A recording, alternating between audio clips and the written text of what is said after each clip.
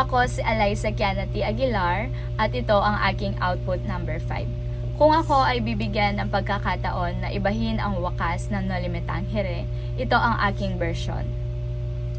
Matapos mabigo ang pasabog na kasalanan, hindi tumakas si Simone. Sa halip, nakipag-ugnayan siya kay Basilio at Isagani.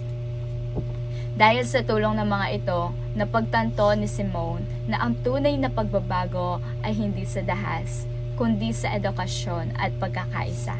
Dahil dito, nabuo ang lihim na kilusang may layunin na maipaglaban ang reforma, edukasyon at kalayaan, hindi sa dahas, kundi sa unti-unting pagbukas ng isipan ng sambayanan. Pagkatapos nito, namatay si Simone. Subalit iniwan niya naman ang kanyang mga kayamanan upang suportahan ang adikain. Dahil dito, nagpatuloy ang laban. Hindi na sa karahasan, kundi sa kaliwanagan ng kaisipan.